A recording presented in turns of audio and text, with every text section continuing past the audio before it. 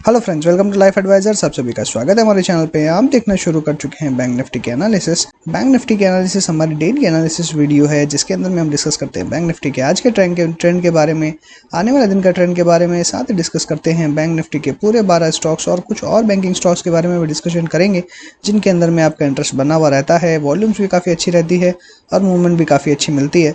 तो उन स्टॉक्स के बारे में भी जानेंगे और डिस्कस करेंगे उनके टारगेट और स्टॉप लॉसेस क्या हो सकते हैं और कहाँ ट्रेड इनिशिएट किया जा सकता है और कहाँ पे हम पोजीशन बना सकते हैं। तो सारी जानकारी के लिए वीडियो शुरू से लेकर अंत तक ज़रूर देखें।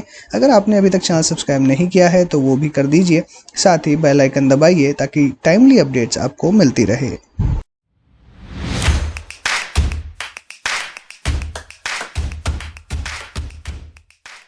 बात करते हैं बैंक निफ्टी की, और बैंक निफ्टी की अगर क्लोजिंग की बात करें तो 35,841.6 पे हमको क्लियरली दिखाई दे रही है क्लोजिंग। और लास्ट डे हमने जो रेंज डिस्कस करी थी वो थी 35,800 से लेकर अप साइड में लगभग 37,000 तक की बात करी थी। और हमने ये डिस्कशन इसलिए करा था क्योंकि अगर पॉजिटिव खुलता है तो हमें हायर लेवल्स 37,000 तरफ अप्रोच करते हुए दिखाई देगा मार्केट, और वहीं पे लोअर लेवल्स पे 35,800 देखने के लिए मिल सकता है। अगर क्लोजिंग बेसिस पे बात करें तो 35,800 के एग्जैक्ट ऊपर क्लोज होते हुए नज़र आ रहा है, और वहीं पे जो ओपनिंग हुई थी वो नेगेटिव होते हुए दिखाई दी। हाई बनाया 36,656 का, और वहीं पे अगर लो की बात करें 35,584 का बनते हुए नजर आया। तो जिस जगह पे लो बना हुआ है एग्जैक्टली बहुत ही स्ट्रॉन्ग सपोर्ट जोन है। और मैंने आज आपके सामने कुछ लाइंस ड्रॉ करी हैं। एक ट्रेंड लाइन आप पिंक कलर में आप देख पा रहे होंगे, ये जो लाइन यहाँ पे है ये एक ट्रेंड लाइन भी ड्रॉ करी है कि कहाँ पे सपोर्ट और कहाँ पे रेजिस्टेंस आपको देखने के लिए मिल सकता है। वहीं पे जो ट्रेंड लाइन का सपोर्ट है वो काफ़ी नीचे दिखाई दे रहा है, और साथ ही मैंने जो आप डॉटेड ब्लू लाइंस आप देख पा रहे होंगे, और यहाँ पे ये सारे जो लेवल्स हैं ये आप देख पा रहे होंगे, ये सपोर्ट एंड रेजिस्टेंस का काम कर रहे हैं। और काफ़ी सारी रिसर्च मैंने इस वीक करी है मार्केट को समझने की कि मार्केट कहाँ रुक सकता है और मार्केट कहाँ से सपोर्ट ले सकता है और कहाँ तक वापस जा सकता है। अगर ऊपर जाता है तो रेजिस्टेंस क्या होंगे, नीचे आता है तो सपोर्ट क्या होंगे। तो अभी इमीडिएटली देखें तो जहाँ पे आज इसने लो बनाया था लास्ट डे, एग्जैक्टली उसके ठीक थोड़ा सा नीचे 35,381 यानी 35,400 के आसपास आप मान सकते हैं कि एक सपोर्ट अवेलेबल है। और लास्ट डे जो लो बनाया है 35,584 का, और जो क्लोजिंग दी है 35,841 की, तो लगभग क्लोजिंग के बेसिस पे देखें तो 440 पॉइंट्स नीचे हमें सपोर्ट दिखाई दे रहा है। तो अगर नेक्स्ट डे गिरावट होती है तो लगभग सपोर्ट आपको 35,400 पे मिलेगा। अगर ये ब्रीच होता है तो यहाँ से और फर्दर गिरावट गहरा सकती है, और आपको नेक्स्ट सपोर्ट फिर 34,700 के आसपास मिलता हुआ नजर आएगा, जो कि मैंने यहाँ पे मार्क किया है। तो सपोर्ट जो है वो काफ़ी नीचे की तरफ है, और 20 डे सिंपल मूविंग एवरेज मुझे लगता है कि अब एक सपोर्ट की तरह एक्ट कर सकता है। और डेफिनेटली यहाँ तक तो मुझे लगता है कि 34,700 मतलब करंट लेवल से 1,000-1,100 पॉइंट की और गिरावट नेक्स्ट 2-3 दिन में एक्सपेक्ट कर सकते हैं। हालांकि जिस तरीके का सेटअप है, हो सकता है कि जो सपोर्ट है यहाँ से एक पुल बैक भी मिल सकता है, लेकिन पुल बैक के समय में मुझे ऐसा लगता है कि ट्रैप होते हुए शायद नज़र आ सकते हैं लोग। अगर कोई भी पुल बैक आता है, हाईज के ऊपर क्लोज होता है और नेक्स्ट डे इमीडिएटली अगर अपसाइड जाता है तो ठीक है, अगर इमीडिएटली अपसाइड नहीं जाता है, रिवर्सल होता है, तो एक आपको फिर से गिरावट देखने के लिए मिल सकती है, जो कि 34,700 तक आपको ला सकती है। अगर ट्रेंड लाइन की बात करें तो ट्रेंड लाइन के हिसाब से मुझे लगता है कि जो लेवल्स है वो लेवल्स आपको 33,300 तक आ सकते हैं। तो ये ओवरनाइट ऐसा नहीं है कि ऐसे ही सीधा का सीधा यहाँ पे कैंडल बनाएगा और एक ही दिन में आ जाएगा, ऐसा बिल्कुल भी नहीं है। हो सकता है कि आपको इस तरीके का कुछ ट्रेंड देखने के लिए मिले, और हो सकता है कि आपको इस तरीके का कुछ ट्रेंड देखने के लिए मिले जो कि धीरे धीरे यहाँ पे नीचे की तरफ आता हुआ दिखाई देगा। लेकिन अल्टीमेट सपोर्ट जो है वो 33,300 से लेकर नीचे में 32,700, इस रेंज के बीच में कहीं पे भी मार्केट आता है तो एक अच्छा सपोर्ट यहाँ पे मिलेगा।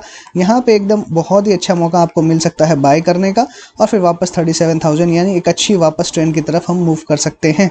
तो अगर अभी जो भी करेक्शन आती है, तो अभी फिलहाल के लिए मैं इसे करेक्शन कहूँगा, क्योंकि सेलिंग के लिए मुझे यहाँ पे ऐसा नहीं लग रहा है कि बहुत ज़्यादा इंटेंसिफाइड सेलिंग हो रही है, बहुत ही लिमिटेड सेलिंग हो रही है, और मार्केट को डेफिनेटली नीचे पुश करने की कोशिश है ताकि आप लोअर लेवल्स पे बाय कर सकें।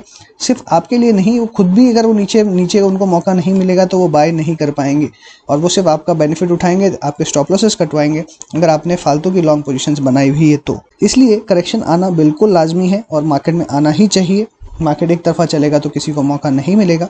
तो सिमिलरली अभी फिलहाल के लिए मुझे जो लेवल्स दिखाई देते हैं 35,400 इमीडिएटली एक बहुत ही स्ट्रॉन्ग सपोर्ट है, अगर ये ब्रेक होता है तो आपको फिर टुवर्ड्स हम 34,700 मूव करते हुए नजर आ सकते हैं। बट मुझे के लिए कल के लिए अगर लेवल्स की बात करें तो 36,400 अप साइड में, 35,400 लोअर साइड में, 1000 पॉइंट की रेंज के अंदर में मार्केट आपको दिखाई दे सकता है।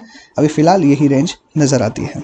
तो बात करते हैं बैंकिंग स्टॉक्स की, एक एक करके अल्फाबेटिक में डिस्कस करेंगे। तो सबसे पहला स्टॉक है एक्सिस बैंक का। तो एक्सिस बैंक में क्लियरली इंडिसाइसिव मूव के बाद में एक ब्रेकडाउन होते हुए नजर आ रहा है। सपोर्ट जो है एग्जैक्टली क्लोजिंग 750 सपोर्ट के आसपास क्लोज होते हुए नजर आ रहा है। वॉल्यूम में कोई बहुत ज़्यादा एक्शन नहीं है, तो ये मुझे लगता है कि हायर लेवल से एक अच्छा रिट्रेसमेंट दिखाई देता है, जो कि मुझे लगता है 720 पे एक स्ट्रॉन्ग सपोर्ट है, यहाँ तक आता हुआ आपको डेफिनेटली दिखाई देगा। इसलिए अभी यहाँ पे कोई बाय करने की जगह नहीं है। इमीडिएटली कल अगर फॉलो ऑन मिलता है तो 720 के लिए शॉर्ट की जा सकता है। 720 भी अगर ब्रेक होता है तो 680 इज द नेक्स्ट सपोर्ट, और अगर हम देखेंगे तो इमीडिएटली 680 ही फिर नेक्स्ट दिखाई देगा, और इसके आसपास एक अच्छा स्ट्रॉन्ग सपोर्ट है। तो मुझे लगता है कि शॉर्ट करके फिलहाल चलना चाहिए आपको। अगर शॉर्ट नहीं बनाना है, हालांकि मेरा शॉर्ट का बहुत ज़्यादा व्यू नहीं है, ओवरऑल मार्केट अगर बेयरिश लगता है आपको, गैप डाउन खुलता है तो शॉर्ट्स ना करें, गैप अप खुलता है तो आप शॉर्ट्स की कोशिश कर सकते हैं एक प्रॉपर स्टॉप लॉस के साथ में।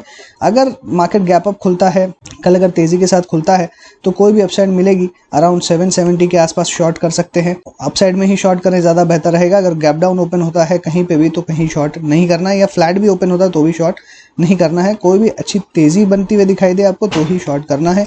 नीचे में टारगेट 720 और 680 तक के दिखाई दे सकते हैं, और ऊपर में जो स्टॉप लॉस है वो काफ़ी छोटा रहेगा। स्टॉप लॉस की अगर हम बात करें तो लगभग हमको स्टॉप लॉस 780 तक का दिखाई देता है। बंधन बैंक में अभी कोई पोजीशन बनाने की सलाह नहीं रहेगी, ना लॉन्ग ना शॉर्ट, अवॉइड करेंगे ज़्यादा बेहतर रहेगा। बैंक ऑफ बड़ौदा में ट्रेलिंग स्टॉप लॉस दिया था मैंने 89 का। लास्ट डे की अगर लो की बात करें 88.65 का लो बनाया लगभग 89 के आसपास ही, और वहीं पे क्लोजिंग दी है 91.2। तो ट्रेलिंग स्टॉप लॉस के ठीक ऊपर में क्लोजिंग देते हुए दिखा रहा है। 99.85 एक साइकोलॉजिकल हर्डल जो 100 है वहीं से घूमते हुए नजर आ रहा है। तो मुझे ओवरऑल जो सेटअप लग रहा है कि एक आध दिन फिर से हो सकता है कि रिट्रेसमेंट नीचे की तरफ से हो, लेकिन अल्टीमेटली ऊपर जाता है। तो कल की जहां ओपनिंग होने वाली है, इसकी ओपनिंग जो है वो बहुत ही ज़्यादा महत्वपूर्ण रहने वाली है। नेगेटिव ओपनिंग होती है तो आपको फिर से एक बार 85 तक के लेवल्स देखने मिल सकते हैं। वहीं पे अगर ज़्यादा गैप डाउन होता है तो एक रिवर्सल के इमीडिएटली चांसेस आपको दिखाई दे सकते हैं। और अगर पॉजिटिव ओपन होता है और जैसे ही ये लेवल यानी 96 का लेवल अगर फिर से निकलता है तो एक अच्छी तेज़ी की तरफ फिर से जा सकते हैं। तो ये एक बहुत ही डाइसी सिचुएशन है। तो करंट एग्जिस्टिंग पोजीशन जिनके पास है वो मुझे लगता है 89 के क्लोजिंग बेसिक्स के स्टॉप लॉस के साथ में ही होल्ड करें, ज़्यादा बेहतर रहेगा। और वहीं पे जिनके पास कोई पोजीशन नहीं है, फ्रेश पोजीशन जिसमें ना बनाए तो ज़्यादा बेटर रहेगा। कैनरा बैंक के अंदर में एक ब्रेकआउट फेल होते हुए नजर आ रहा है, और जिस तरीके का क्लियरली सेटअप यहाँ दिखाई दे रहा है, अभी आप खुद बता सकते हैं। कमेंट बॉक्स में बताइएगा क्या आपने, मैं जब डिस्कशन कर रहा हूँ आपने आइडेंटिफाई किया कि ये कौन सा पैटर्न है। कमेंट बॉक्स में ये चीज़ जरूर लिख के बताइएगा कि कैनरा बैंक में आपको क्या पैटर्न दिख रहा है। मैं तो आपको बताऊंगा ही, लेकिन क्या आप आइडेंटिफाई कर रहे हैं कि यहाँ पे क्या पैटर्न आपको देखने के लिए मिल रहा है। तो मैं अभी ये बता देता हूँ आपको यहाँ पे क्या मिल रहा है। यहाँ पे आपको पैटर्न देखने मिल रहा है इवनिंग स्टार का। इवनिंग स्टार पैटर्न देखने मिल रहा है जो कि क्लियरली सजेस्ट कर रहा है कि मार्केट नीचे की तरफ जाता हुआ दिखाई दे सकता है।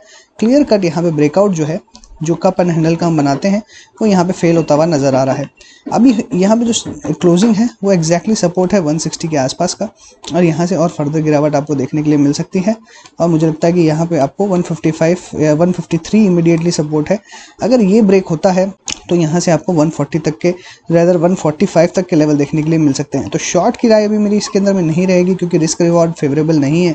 अभी शॉर्ट्स अवॉइड करेंगे तो ज़्यादा बेहतर रहेगा। सिटी यूनियन की बात करें तो 163.5 का हमने स्टॉप लॉस दिया है, और अगर हम इसके क्लोजिंग की बात करें 164.45, तो अभी क्लोज नहीं हुआ है हमारे स्टॉप लॉस के आसपास ही, ये एग्जैक्टली ऊपर क्लोज हुआ है। तो मेरा कहना है कि इसके अंदर में आप बने रहें, स्टॉप लॉस क्लोजिंग बेसिस पे ही ट्रिगर करें, ज़्यादा बेटर रहेगा। डीसीबी बैंक में 116 के ऊपर एक क्लोज नहीं कर पा रहा है, बार बार इसके हायर लेवल्स पे सेलिंग आ रही है, तो इस स्टॉक को भी अवॉइड करेंगे। कोई पोजीशन फ्रेश ना बनाए, ज़्यादा बेहतर रहेगा। फेडरल बैंक की बात करें तो यहाँ पे भी एक अच्छी खासी गिरावट आपको देखने के लिए मिल रही है। एग्जैक्टली सपोर्ट्स पे क्लोज होते हुए नजर आ रहा है। तो जिनके पास फ्रेश लॉन्ग पोजीशंस हैं, मुझे लगता है कि उन्हें थोड़ा सा प्रॉफिट यहाँ पे बुक करना चाहिए। और हालांकि मैंने पहले भी कई वीडियोस में कहा है कि अब आपको प्रॉफिट बुक करना चाहिए, क्योंकि मार्केट में थोड़ा प्रेशर बनते हुए नजर आ सकता है। तो अगर आपने कर लिया है तो बहुत अच्छी बात है, नहीं किया है तो यहाँ से मुझे लगता है कि आपको प्रॉफिट बुक कर लेना चाहिए, यहाँ से एग्जिट कर लें।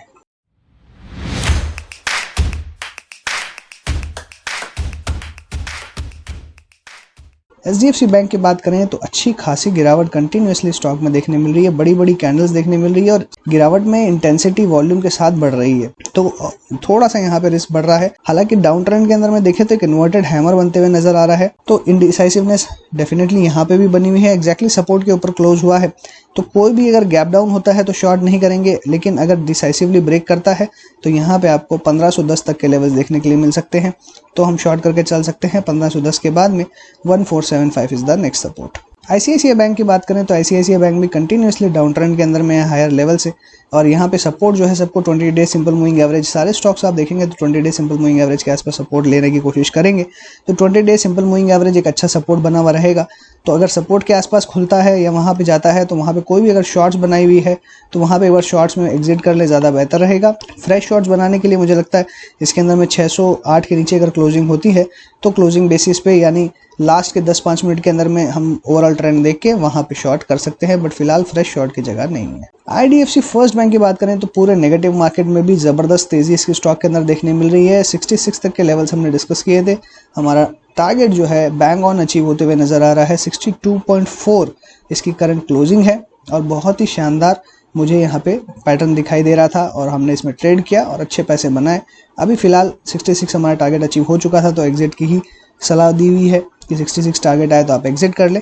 एक्सटेंडेड टारगेट हो सकते हैं, बट फिलहाल के लिए अभी कोई फ्रेश मूव या फ्रेश खरीदारी की सलाह नहीं है। इंडियन बैंक में एक अच्छी खासी गिरावट देखने मिल रही है, यहाँ पे भी अभी कोई बाय सेल का ट्रिगर नहीं है और मुझे लगता है कि 140 का स्टॉप लॉस रखें, इसके नीचे डिसाइसिवली क्लोज हो तो एग्जिट कर लें। इंडसइंड बैंक नेगेटिव मार्केट में भी परफॉर्म करते हुए दिखाई दे रहा था, और लेकिन अभी भी अगर ट्रेंड देखें तो साइडवेज का ही है। जब तक एक लेवल पार नहीं करेगा, 1100 के ऊपर जाएगा तो ज़्यादा बेटर रहेगा। अभी फिलहाल इसके अंदर में फ्रेश खरीदारी या बिकवाली ना करें। कोटक बैंक की बात करें तो हमारा 1900 का इसमें स्टॉप लॉस है, अभी इसको बढ़ा के हम 1920 करते हैं। अगर इसके नीचे क्लोज होता है तो क्लियरली एग्जिट कर ले। हमारा स्टॉप लॉस जो रहेगा वो रहेगा 1920 का। PNB की बात करें तो इसमें हमारा कल बाय का ही व्यू था, और एक चीज़ जो हमने डिस्कशन करी थी वो ये है कि शॉर्ट कवरिंग के कारण हो सकता है कि आपको अच्छी तेज़ी देखने के लिए मिल रही हो, और शायद मुझे लगता है कि वही इसका एक कारण बनते हुए नज़र आ रहा है। और हमने देखा कि कल हायर लेवल्स 46 पे जाते हुए नज़र आ रहा है, लेकिन क्लोजिंग 42 पे है और फिर से ये बैंड में जा चुका है, तो क्लियरली दिखाई दे रहा है कि हायर लेवल्स पे बार बार शॉर्ट्स बनते हुए नज़र आ रहे हैं। तो ओवरऑल जो सेटअप यहाँ पे दिखाई दे रहा है थोड़ा सा वीक दिखाई दे रहा है, तो अभी यहाँ पे फ्रेश पोजीशंस ना बनाए ज़्यादा बेहतर रहेगा। जिन्होंने पोजीशंस बना ली है वो 40 का स्टॉप लॉस के साथ में पोजीशंस को होल्ड करें। RBL में हमारा 250 का जो स्टॉप लॉस था वो ट्रिगर हो चुका है, और इसने फिर से लास्ट डे कोशिश करी अपसाइड जाने की। हाई बनाया 259.9, ओपन हुआ 250 पे, लो बनाया 243 का, क्लोजिंग 246 पे। तो क्लियरली यहाँ पे एग्जिट का ही व्यू है, अभी कोई फ्रेश एंट्री या सेल नहीं है। SBI की बात करें तो यहाँ पे भी अच्छी खासी प्रॉफिट बुकिंग हायर लेवल से देखने के लिए मिल रही है। यहाँ पे भी जैसा सेटअप है थोड़ा सा बेयरिश लग रहा है, क्योंकि यहाँ पे एक जो गैप का रिस्क है वो बहुत बड़ा रिस्क है। अब यही देखना है कि क्या ये गैप फिल करेगा और क्या यहाँ पे और गिरावट होते हुए नज़र आएगी। अगर हम ओवरऑल सेटअप देखें तो मुझे लगता है कि जो लो बनाया है इसने 395 का, ये एक बहुत ही मेजर सपोर्ट है। अगर इसके नीचे अगर कल जाता है, इसको ब्रेक करता है, तो अच्छी खासी आपको गिरावट देखने मिल सकती है, जो कि एक्सटेंड हो सकती है पूरे के पूरे गैप का पोर्शन जो है वो फिल करने के लिए, और हो सकता है कि आपको लगभग 365 तक की गिरावट देखने मिले। इसलिए संभल के रहें, जिनके पास पोजीशंस है स्टॉप लॉस 395 का रखें, इसके नीचे अगर क्लोज होता है तो एग्जिट कर लें। सो इसी के साथ मैं अपनी बात को यहाँ पे वाइंड अप करूंगा। अगर आपको अच्छा लगा हो तो लाइक कीजिएगा, दोस्तों के साथ शेयर कीजिए, कमेंट बॉक्स में विजिट लिखना ना भूलें। चैनल सब्सक्राइब नहीं किया है तो तुरंत कर दीजिए, साथ ही बेल आइकन दबाइए ताकि टाइमली अपडेट्स आपको मिलती रहे।